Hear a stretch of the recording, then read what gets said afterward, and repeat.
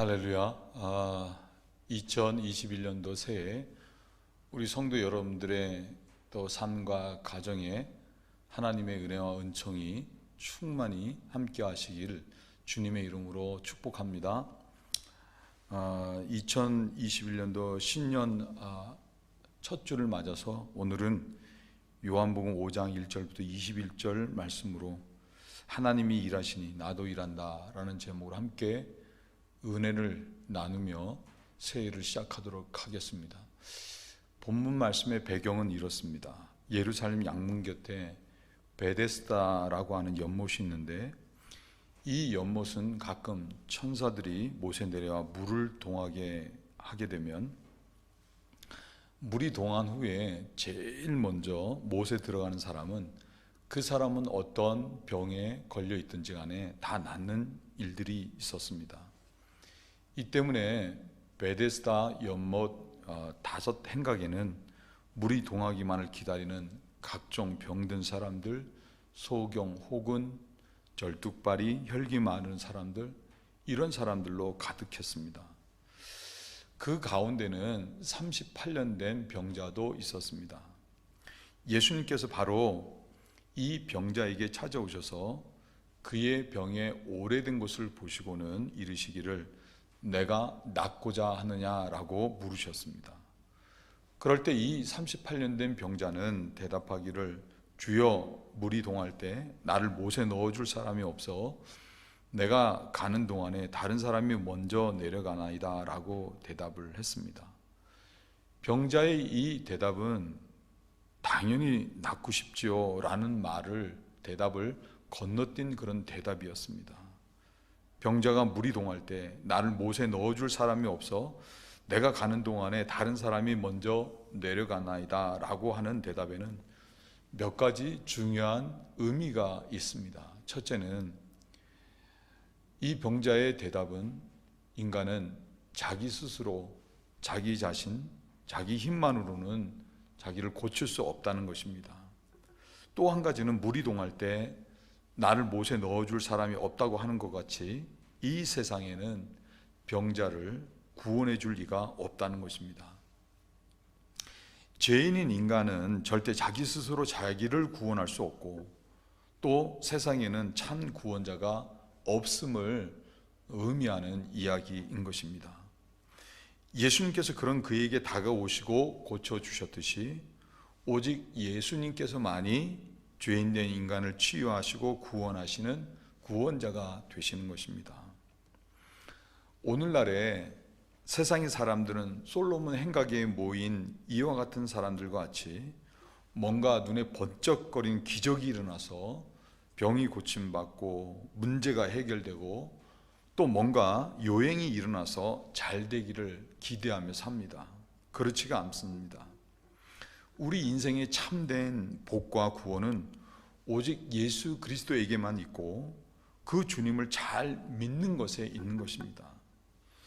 저는 우리 덴버 제일감리교회 성도들 모두가 올 한 해 이와 같은 유일한 구원자가 되시는 예수님을 많은 사람들에게 소개해서 수많은 영혼들이 치유받고 구원받고, 그러므로 절망의 자리, 낙심의 자리, 부정의 자리, 죄악의 자리에서 일어나 도리어 예수가 그리스도가 되신다고 또 복음을 증거하는 그런 놀라운 복된 교회가 될 수 있기를 주님의 이름으로 축원을 드립니다.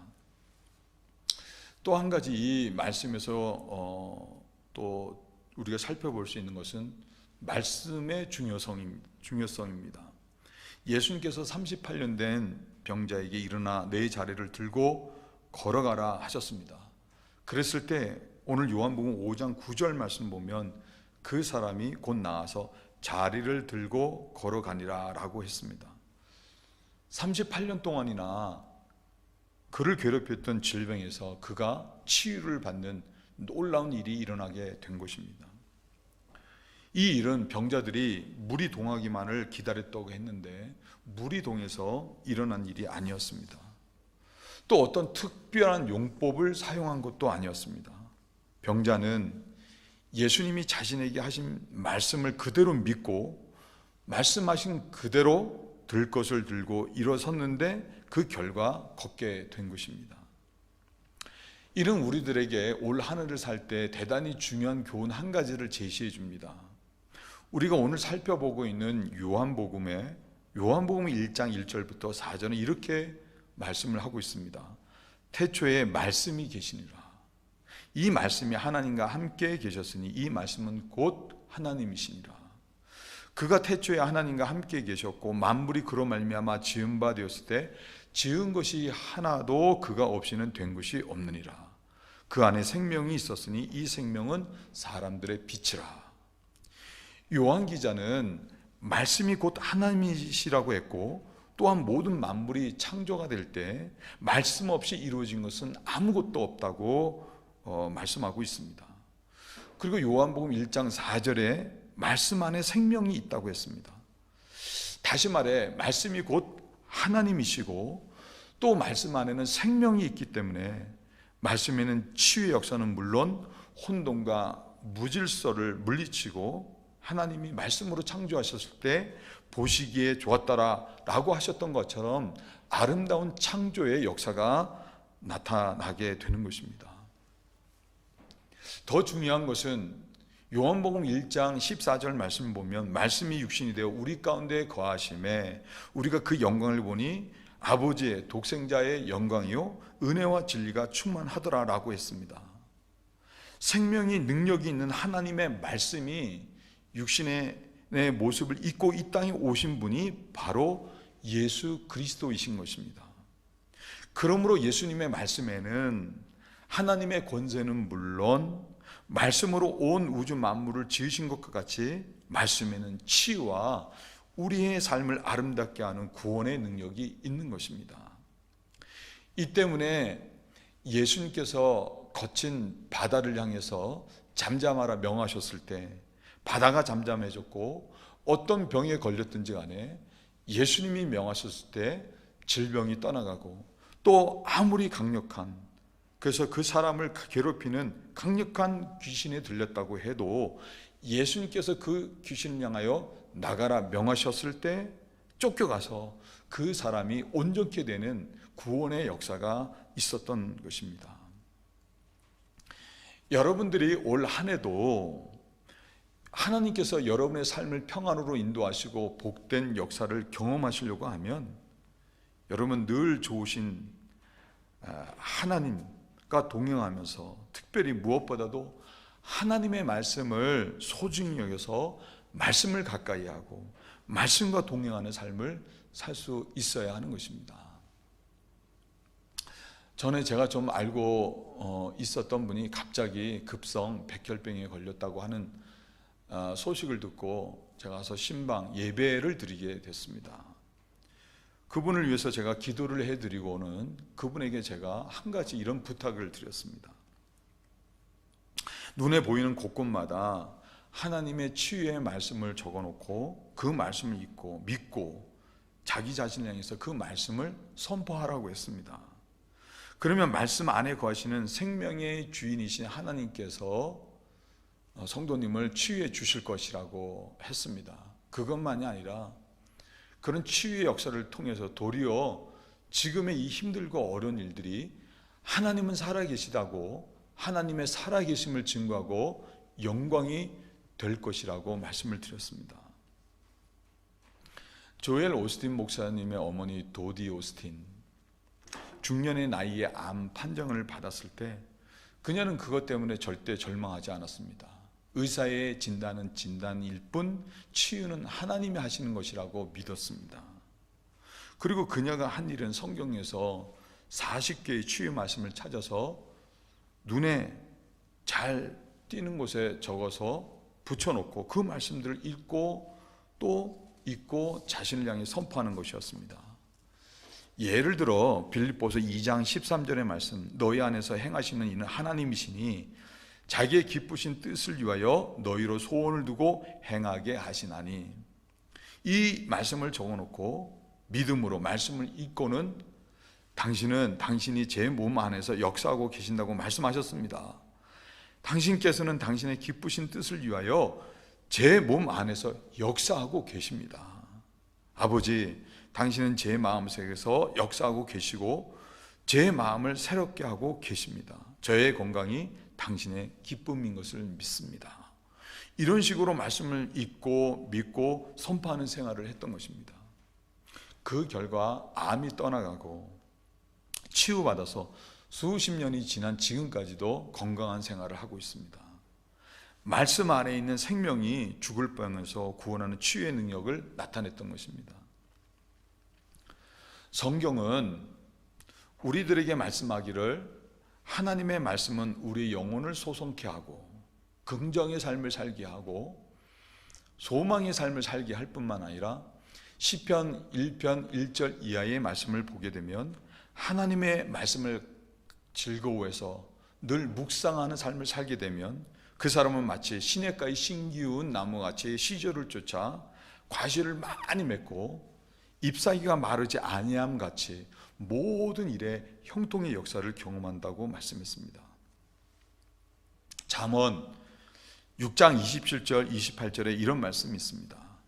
사람이 불을 품에 품고에 어찌 그 옷이 타지 아니하겠으며 사람이 숯불을 밟고에 어찌 그 발이 되지 아니하겠느냐. 불을 마음에 품거나 불을 가까이 하게 되면 반드시 불에 대는 일이 있다는 것입니다.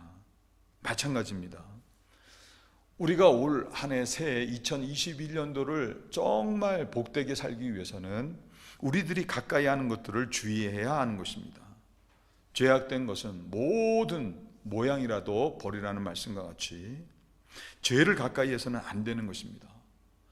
세상에 속해 사는 사람들이나 혹은 믿음 없는 사람들을 가까이 하기보다는 믿음의 사람들을 가까이 해야 믿음의 성장과 역사를 경험하는 것입니다. 부정하고 더러운 것을 가까이 하기보다는 정직하고 정결하고 좋은 것을 가까이 하고 특히나 하나님을 가까이 하고 또한 하나님의 말씀을 가까이 할 수 있을 때 그 사람은 말씀 안에 있는 생명의 복된 역사를 경험하며 살 수 있는 것입니다. 사랑하는 성도 여러분, 우리 교회 비전 300에서 에녹은 하나님과 300년 동안 동행하면서 죽음을 보지 않고 옮겨갔다고 했습니다. 저는 여러분들 모두가 올 한 해 에녹과 같이 하나님의 말씀을 가까이해서 그 말씀과 동행하는 삶을 사심으로 죽음을 보지 않는 참 생명의 복된 삶을 살아가시는 복이 있으시길 주님의 이름으로 축원을 드립니다. 자, 이제부터 말씀이 더 중요합니다. 38년 된 병자가 예수님으로부터 고침 받았을 때 문제가 하나 발생했습니다. 왜냐하면 예수님께서 이 병자를 고쳐주신 날이 안식일이었기 때문이었습니다. 안식일은 어떤 일도 하지 않고 쉬는 날인데 그런 안식일에 이 사람이 고침을 받고 들 것을 들고 갔기 때문에 그렇습니다. 유대인들은 이 사람의 그 모습을 보고는 안식일에 일을 해서는 안 된다고, 왜 들 것을 들고 가느냐고 옳지 않다고 따졌습니다. 치유받은 사람은 자기를 낫게 한 그가 자리를 들고 걸어가라 했다고 대답을 했습니다. 유대인들은 다시 그에게 그가 누구냐고 물었습니다. 그런데 이미 그때는 예수님께서 그 자리를 뜨시고 계시지 않은 때였습니다. 치유받은 자는 대답을 하지 못했습니다. 얼마 후 성전에서 예수님께서 다시 그 사람을 만나셨습니다. 그리고는 그에게 이르시기를 더 심한 것이 생기지 않게 죄를 범하지 말라라고 하셨습니다. 그때서야 이 고침받은 사람은 자기를 치유하신 이가 예수님임을 알고 유대인들에게 가서 바로 예수라고, 자기를 고친 이가 예수라고 대답을 했습니다. 문제는 이때부터 유대인들은 예수님을 핍박하기 시작한 것입니다. 안식일에 일하지 않아야 하는데 예수님께서 사람을 고친 안식일에 사람을 고친 일을 했다고 핍박을 가하기 시작한 것입니다. 그럴 때 예수님께서는 오늘 우리들이 읽은 말씀을 하셨습니다. 요한복음 5장 17절, 예수께서 저에게 이르시되 내 아버지께서 이제까지 일하시니 나도 일한다. 그렇게 말씀하셨습니다. 예수님께서는 모든 일을 쉬셔야 하는 안식임에도 병조를 치유하시는 일을 하신 이유는 하나님께서 그 마음에서 일하셨기 때문이라는 것입니다. 그래서 그 하나님의 일하심에 순종해서 자신도 안식일에 병자를 치유하는 일을 했다는 것입니다. 자, 여기에 정말 올 한 해 우리들이 명심해야 될 말씀이 있습니다. 하나님이 일하시면 다르다는 것입니다. 하나님이 일하시게 되면 치유의 역사, 구원의 역사, 생명의 역사, 복된 역사가 있다는 것입니다. 지난 몇 해 동안 저는 교회 공사도 참여해보고 또 집 리모델링도 해보고 또 최근에는 친교실 2층 공사도 해봤습니다. 근데 제가 일한 것과 장로님이나 권사님들이 일하셨던 것과는 완전한 차이가 났습니다. 제가 일한 부분은 이건 목사님이 하신 일입니다 라고 대본에 말할 수 있을 정도로 뭔가 이상해 보였습니다.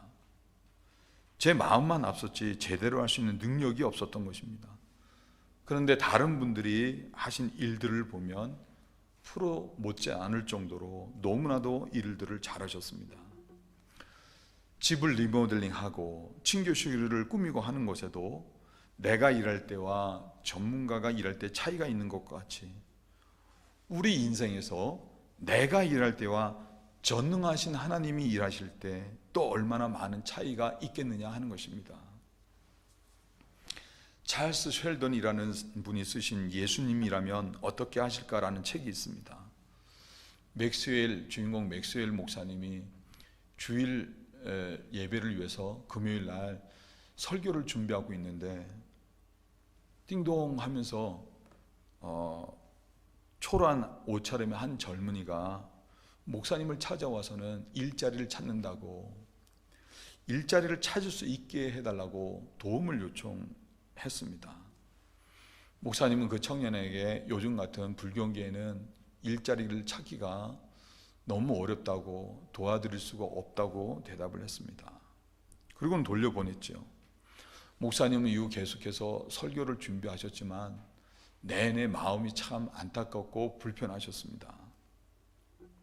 그렇게 주일을 준비해서 주일 예배를 드리는데 바로 그 청년이 예배 말미에 교회를 찾아와서는 자신의 어려운 사정을 호소하고 그리고는 그 자리에 쓰러지게 됐습니다.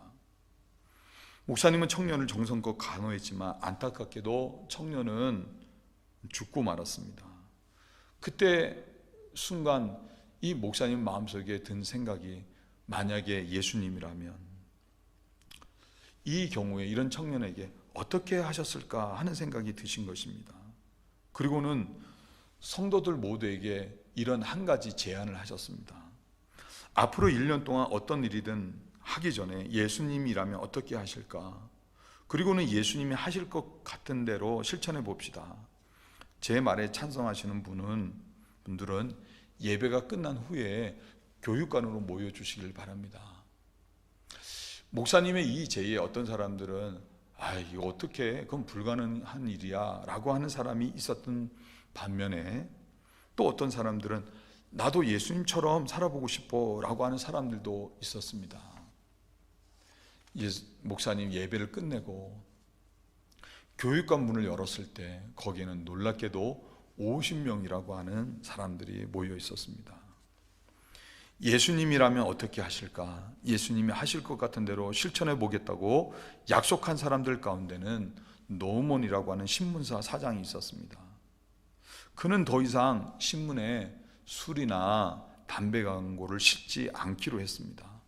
예수님이라면 술, 담배 광고를 하시지 않을 것이라 생각했기 때문이었습니다. 심지어는 일요일판 신문도 내지 않기로 했습니다. 그러자 직원들이 회사 경영이 어려워져서 곧 망하게 될 것이라고 이야기를 했습니다. 그렇지만 노먼 사장은 직원들에게 1년 동안 약속한 대로 한번 살아보자고, 그리고 자기를 믿어달라고 했습니다. 이후 노먼 사장은 토요일에 2배로 신문 내용을 발행하고 일요일에는 가족들이 교회 가서 예배하고 쉴 수 있도록 배려를 했습니다.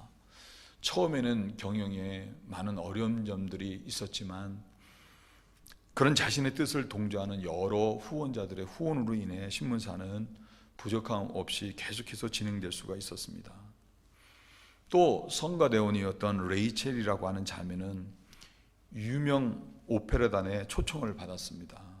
그럴 때 예수님이라면 어떻게 하실까? 나 자신의 출세를 위해 당장에 성가대를 그만두고 가는 것을 기뻐하실까? 이런저런 생각을 해볼 때 자신의 성공을 위해 찬양대를 포기하는 일은 절대 하시지 않으실 것이라는 생각에 제의를 거절을 했습니다. 그리고는 계속해서 성가대원으로서의 사명을 잘 감당했습니다. 그것만이 아니라 가난하고 병든 사람들을 돕는 단체에 참여해서 그들을 위해 찬양하는 찬양 사역을 하게 됐습니다. 그녀의 찬양은 정말로 아름다운 찬양을 하는 그런 그리스도인이었습니다.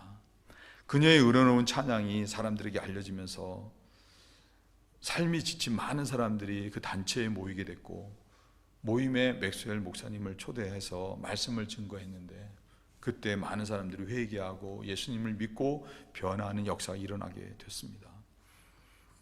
이 밖에도 대학 총장이 선거 관리를 맡았을 때 예수님이라면 어떻게 하셨을까? 모든 선거 부정을 없애게 됐습니다.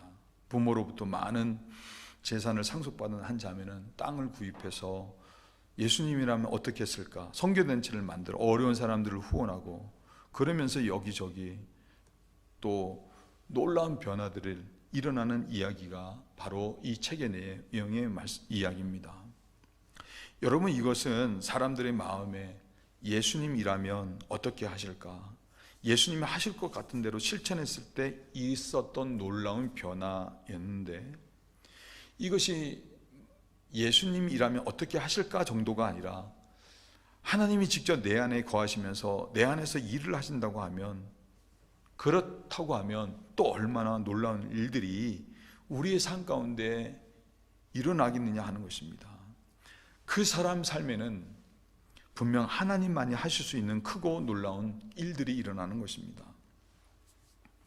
하나님은 사람의 외모를 보시지 않고 그 중심을 보신다고 했습니다. 우리들도 마찬가지입니다. 우리들이 외모를 보지만 우리는 외모만 보는 게 아니라 사람의 마음, 그 중심도 읽을 수 있습니다. 왜냐하면 사람의 마음속에 뭐가 있는지 보이기 때문에 그렇습니다. 사람들의 말이나 행동을 보게 되면 그 사람 마음속에 자기가 일하는지 아니면 하나님이 일하시는지를 알 수 있습니다. 마음에 내가가 살아서 내가가 일하는 사람은 교만해서 자기를 나타내고, 반대로 남을 무시하기도 하고 남을 이해하는 것이라고는 전혀 없는 모습을 보게 됩니다. 그리고 내가가 일하는 사람은 거의 대부분의 일에 부정적이게 됩니다. 왜냐하면 자기가 기준이 되어 생각하고 일을 하기 때문에 그런 것입니다. 내가가 일하는 사람은 희생도 없습니다. 내가는 곧 이기적인 자기중심적인 사람을 가리키기 때문입니다. 그러나 하나님이 일하시게 되면 전혀 다른 일이 일어납니다. 오늘 우리가 읽은 말씀과 같이 마구간에서 태어나시고 평범한 목수였던 예수님께서도 하나님이 그 마음에서 일하셨을 때, 그리고 하나님이 일하시니 나도 일한다 라고 말씀하신 것처럼 그 하나님의 일하심에 순종하셨을 때, 저 사람은 안 돼, 38년 동안이나 병석에 들어누워 있는 것 때문에 저 사람은 절대로 고침받을 수 없어, 그런 병자조차도 일으켜 세우는 치유의 능력을 행하셨던 것입니다. 이는 예수님만이 아닙니다. 베드로는 자기가 일했을 때는 큰 소리 쳤다가 사람들을 실망시키고 예수님까지 부인하는 어리석은 사람이 됐지만, 하나님이 그 안에서 일을 하셨을 때 그는 나면서부터 안진뱅이를 일으키는 사람이 됐습니다. 그것만이 아니라 그는 말씀을 통해 수많은 사람들을 주께로 돌아오게 했고, 심지어는 다비다와 같이 죽은 사람을 다시 살리기까지 한 것입니다. 바울 역시도 마찬가지입니다. 자기가 일했을 때는 그는 자기가 가장 의로운 사람인 줄 알았습니다. 그래서 그는 예수 믿는 사람들을 잡는데 옥에 가는 일에 누구보다 앞장서서 그 일을 했습니다. 그러다가 다메섹 도상에서 예수님을 만났습니다. 예수 안에서 그의 옛사람이 죽고 오직 그 안에서 예수님께서만이 살아서 일하는 사람이 됐을 때 그도 수많은 사람들을 예수님께로 돌아오는 사람이 되게 됐습니다. 심지어 매를 맞아가면서도 그것 때문에 절망하고 낙심하고 포기하는 삶이 된 것이 아니라 도리어 고난 가운데서도 하나님을 찬양하며 하나님의 일하심에 순복했을 때 그는 간수와 그 가족들 모두를 구원받게 하는 놀라운 능력의 사람이 되게 한 것입니다. 그것만이 아니라 그는 3차에 걸쳐 지중해 연안의 여러 지역들을 다니며 복음을 전하 영혼을 구원했을 때 많은 교회들이 세워지고 오늘날 전 세계에 복음이 전해지는 토대를 이룰 수 있었던 것입니다. 이거는 사람이 한 일이 아닙니다. 하나님께서 일하셨으므로 이루어진 일인 것입니다. 마찬가지로 우리 안에서 하나님이 일하시는 사람은 죄의 정복당에 죄에 끌려가는 사람이 아니라 도리어 죄를 정복하고 다스리는 사람이 됩니다. 또한 하나님이 일하시는 사람은 다른 사람을 이해할 줄 알고 또 용서할 줄 알고 도리어 자기를 희생해서 사랑할 줄 아는 삶을 사는 것입니다. 왜냐하면 이것이 바로 하나님이 일하시는 방식이기 때문에 그렇습니다. 하나님은 언제나 우리들을 먼저 사랑하셨습니다. 만물을 지으셨을 때도 우리를 사랑하셨기 때문에 하나님께서는 우리 인간에 필요한 모든 것들을 지으신 다음에 우리 사람을 만드셨습니다. 그것만이 아닙니다. 오늘 본문 말씀을 보면 예수님께서는 안식일에 병든 자를 고치시게 되면 틀림없이 자신이 곤란을 겪으실 것을 아셨음에도 불구하고 하나님이 일하심에 순종해서 병자를 고치신 것을 볼 수 있습니다. 그와 마찬가지로 하나님께서는 우리 인간을 사랑해서 정하신 법을 인간이 저버리고 그것 때문에 죄와 사망에서 어덕거리며 살 때 우리를 그대로 내버려 두시지 않으셨습니다. 그런 인간을 긍휼히 여기시고 죄와 사망에서 인간을 구원하시기 위해 하나밖에 없으셨던 독생하신 아들까지도 아끼지 아니하시고 십자가에 내어 우리를 구원해 주셨던 것입니다. 이것이 하나님이 일하시는 방식인 것입니다.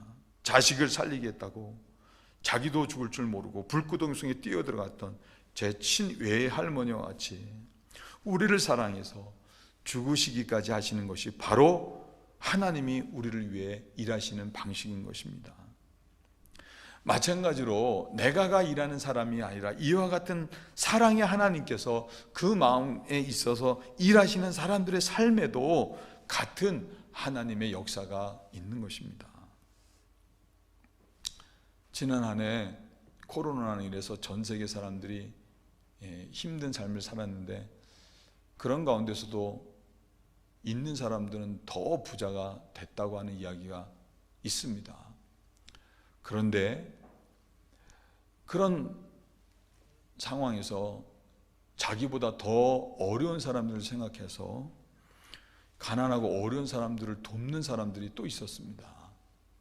여러분들이 한국의 뉴스를 보시면 아시겠지만 얼굴 없는 천사, 전주에서는 2000년대부터 지금까지 해마다 빠지지 않고 거의 평균적으로 7천만 원, 8천만 원, 어느 때는 1억 원이 넘고 그 돈을 귀중한 돈을 모아서 연말이면 불우한 이웃들을 위해서 사용해 달라고 이렇게 기부하는 얼굴 없는 천사가 작년에도 똑같이 그와 같은 일을 했다고 합니다. 캐나다 에드먼턴의 한 마을 주민 400명은 크리스마스 이브날 아침에 각각 자기 집 앞에 있는 봉투 하나를 발견하게 됐습니다. 이게 웬 봉투인가 하고 봉투를 열어본 사람들은 다들 놀라고 말았습니다. 봉투 안에는 250불 캐나다 달러로 월마트 기프트 카드가 담겨 있었기 때문이었습니다. 그리고 이 작은 선물이 당신에게 희망을 주길 바란다라는 편지도 있었습니다. 마을 주민인 맥너톤이라는 사람은 아침에 일어나서 계단 위에 이 큰 금액의 기프트 카드가 들어있는 봉투를 발견하고는 아침 내내 울었다고 합니다. 코로나로 인해 일자리를 잃었던 한 여성은 캐나다 CBC 방송에 가슴이 따뜻해졌다고 감동했다고 하면서 우리에게 이 돈은 한 달치 식료품 값이라고 하며 감격스러워했다고 합니다. 캐나다 전역이 사랑으로 감동되었던 것입니다. CBC 방송사는 봉투 안에 적혀 있던 이메일 주소로 그 당사자와 연락을 취하는데 성공을 했지만 그는 자신의 신분이 공개되기를 정중히 거절했고, 대신 그는 많은 사람이 코로나로 인해 정말 이 어려운 한 해를 보냈는데 자기에게 이들을 도와줄 수단이 있기 때문에 그와 같은 일을 하기로 한 것이라고 하면서 겸손해 했습니다. 이런 일이 일어날 수 있는 것은 사람이 하는 일이 아닙니다. 독생자까지 아끼지 않고 우리를 십자가에 내어주신 하나님이 그 마음에서 일하셨을 때 일어나는 일인 것입니다. 그리고 그렇게 하나님이 마음에서 일하셨을 때 본인도 하나님의 일하심에 순종해서 일했기 때문에 모든 사람들이 감격하고 하나님이 영광 받으시는 복된 일이 일어나게 된 것입니다. 여러분, 우리의 마음도 마찬가지입니다. 올 한 해 우리 정말 하나님의 일하심, 하나님의 복된 역사를 경험하면서 살아야 되는 게 아니겠습니까? 내 마음에서 하나님이 일하실 때, 그리고 하나님이 일하심을 따라 나도 일할 때 우리들은 존귀하게 되고, 그리고 하나님이 영광 받으시는 생명의 역사가 우리의 삶 가운데 풍성하게 일어나는 것입니다. 교회가 부흥하는 것도 마찬가지입니다. 사람이 일하는 것에는 한계가 있습니다. 사람의 힘만으로 감당하다가는 결국 힘이 드는 것입니다. 그러나 하나님이 일하시게 되면 힘들지 않습니다. 또 사람이 일하게 되면 그 교회는 사람 냄새가 나고 말이 많아지는 것입니다. 사람이 일하는 것이 아니라 성도들 마음 가운데 먼저 하나님이 일하시는 것으로 일하게 되면 그 교회는 하나님만이 하실 수 있는 놀라운 일들을 경험하게 되는 것입니다. 남을 판단하고 뒷말이 무성한 교회가 되는 것이 아니라 먼저 자기 자신을 돌아보고 회개하는 역사가 있고, 그런 정결한 마음에 하나님이 일하셔서 치유의 역사가 일어나고 사랑의 하나님이 일하심으로 인해 교회 안에 하나님의 사랑이 가득하게 되는 것입니다. 그러면서 세상에 갈 길 몰라 방황하던 수많은 심령들이 우리의 이 사랑의 모습과 전해주는 복음을 통해 구원받는 역사가 일어나는 것입니다. 진정한 부흥의 역사가 하나님 일하심으로 일어나는 것입니다. 저는 이 때문에 이 모든 것을 다 합해서 2021년도 새 우리 성도들이나 교회에 내가가 일하는 내가가 일하는 교회가 아니라 하나님이 일하시는 하나님이 일하시는 교회 되기를 소원하는 것입니다. 그리고 예수님께서 아버지가 일하시니 나도 일한다고 하신 것처럼 하나님의 뜻에 순복해서, 그러므로 하나님만이 하실 수 있는 놀라운 역사들, 우리 교회의 부흥이 정말 우리 성도들의 가정과 우리 교회에 나타나 하나님께 영광 되기를 정말 주님의 이름으로 축원을 드립니다. 사랑하는 성도 여러분, 이를 위해서 우리들에게 필요한 것이 있습니다. 사도 바울은 갈라디아서 2장 20절에 말씀하시기를 내가 그리스도와 함께 십자가에 못 박혔나니 그런즉 이제는 내가 산 것이 아니요 오직 내 안에 그리스도께서 사신 것이라. 이제 내가 육체 가운데 사는 것은 나를 사랑하사 나를 위해 자기 몸을 버리신 하나님의 아들을 믿는 믿음 안에서 사는 것이라고 했습니다. 우리들 모두가 내가가 죽고 오직 우리 마음에 예수님께서만이 사시는 성령으로 충만해야 되는 것입니다. 이를 위해서 우리 교회는 우리 자신도 말씀으로 충만해야 되고, 교회는 하나님을 찾아서 부르짖는 기도의 소리가 끊어져서는 안 되는 것입니다. 말씀과 기도를 통해서 우리 안에 오직 예수님만 사시는 성령으로 충만해야 되는 것입니다. 그것만이 아니라 우리는 나는 죽고 오직 내 안에 성령께서만 죽고 오직 성령님께서만이 내 안에 사신다고 하는 것을 또한 믿어야 되는 것입니다. 그리고 하나님이 일하시니 나도 일하신다고 하는 것처럼 우리 안에 충만히 거하시는 이 성령님이, 그 성령님을 의지하고 성령님이 일하실 때 우리는 그 성령님 뜻에 순종할 수 있어야 우리 삶 가운데 좋은 곳으로 일하시는 하나님의 역사를 경험할 수 있는 것입니다. 한 가지만 말씀을 더 드리고 말씀을 정리하도록 하겠습니다. 인터넷에 어떤 분이신지는 저는 잘 모르겠지만 네팔에서 사역하신 어느 한 선교사님의 이야기를 읽게 됐습니다. 결혼하고 얼마 안 돼서 큰 아이가 10개월 정도가 됐고, 그리고 전도사님이셨을 때 이분이 선교지로 나가시게 됐다고 합니다. 근데 선교지를 나가게 되면 정착할 수 있는 정착금이 있어야 되는데 정착금이 하나도 없었습니다.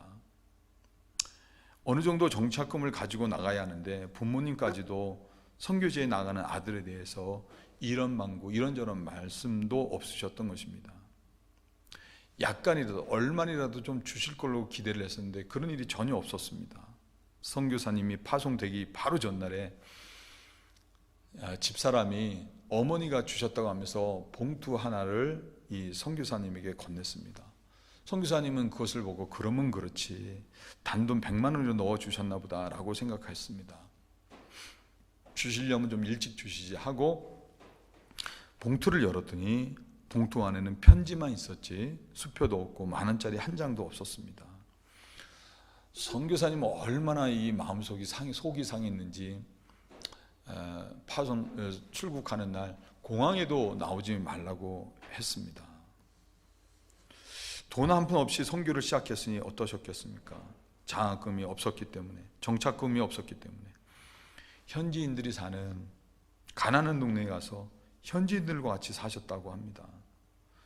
외국인들 중에는 현지인이 사는 동네에 사는 사람들은 선교사님 가정 한 가정밖에는 없었습니다. 그런데 이 선교사님의 글은 세월이 지나고 지금에 와서 뒤돌아보니 그 당시는 부모님이 불만스럽고 원망스러웠지만 그때 그 당시에 부모님이 돈 한 푼 도와주시지 않으신 것이 도리어 하나님의 은혜였다고 고백을 했습니다. 살다가 이사를 하다 그 편지를 다시 찾아 읽어보는데 어머니는 편지에 선교사님의 성장에 대해 하나님의 은혜를 다 적어 놓으셨던 것입니다. 선교사님 인생 가운데 하나님이 늘 함께 하신 것을 적어 주셨던 것입니다. 그러는 끝에 말씀이 인생에 하나님의 항상 도우심을 구하며 살으라고 적어 주셨다는 것입니다. 선교사님은 사역을 감당하시면서 자신의 살아온 모든 것들이 다 하나님의 은혜임을 깨닫고 그 이후 하나님이 함께 하신다는 고백으로 살면서 네팔에서의 사역 가운데 단 한 번도 어렵다고 생각하신 적이 없으셨다고 고백을 했습니다. 마찬가지라 저는 생각합니다. 지난날에 우리들의 삶 모두가 하나님이 우리를 위해 일하셨기 때문에 오늘 우리들이 있는 것입니다. 이 모든 것들이 다 하나님의 은혜인 것입니다. 올 한 해도 예외가 아닌 것입니다. 우리들이 올 한 해 새해를 잘 살고 또 우리 교회가 부흥할 수 있는 유일한 길은 우리들 모두의 마음이 나는 죽고 오직 하나님만으로 충만해서 사는 것입니다. 그리고 그 하나님만을 절대적으로 의지하여 순종하며 사는 것입니다. 그것이 바로 예수님께서 하나님이 일하시니 나도 일한다고 하시며 하나님의 일하심에 순종하셨을 때 놀라운 일을 행하실 수 있으셨던 모든 비밀인 것입니다.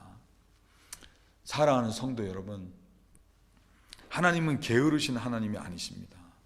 하나님께서는 지금 이 시간에도 우리의 참된 평안과 복을 위해 쉬지 않고 우리를 위해서 일하고 계십니다. 내가가 일하는 사람이 아니라 하나님이 일하시는 여러분들이 되시길 주님의 이름으로 축원을 드립니다. 그리고 예수님이 말씀하신 바와 같이 아버지가 일하시니 나도 일한다 라고 하시면서 순종하셨을 때 놀라운 역사를 이루실 수 있으셨던 것 같이 여러분들도 오직 여러분의 마음이 하나님만으로 충만하시고 그 하나님을 의지하시고 하나님의 일하심에 순종하셔서 여러분의 삶에도 그리고 우리 덴버 제일감리교회도 올 한 해 하나님만이 하셨다고 할 수 있는 놀라운 은혜와 놀라운 역사, 놀라운 복이 충만한 그리고 부흥하는 교회 되기를 주님의 이름으로 축원을 드립니다. 기도하시겠습니다. 하나님, 올 한 해를 우리 하나님께 맡겨드립니다. 예수님께서 내 아버지가 일하시니 나도 일한다. 그러므로 안식일에 일하셔서 38년 동안이나 병들어 있던 자를 고치시고 일으켜 세우셨던 것과 같이 우리 성도들 모두 또 우리 덴버제일감리교회 안에 오직 내가 일하는 게 아니라 하나님께서 우리 안에 일하시고 그리고 예수님같이 우리들 모두가 하나님의 일하심에 순종하여서 우리 삶 가운데, 우리 덴버제일감리교회 가운데 오직 하나님만이 하셨다고 할 수 있는, 그래서 하나님께만 영광 돌리는 크고 놀랍고 복된 역사로 충만한 삶, 충만한 가정, 충만한 교회 되도록 인도하여 주시옵소서. 감사드리며 예수님의 이름으로 간절히 기도드렸사옵나이다. 아멘.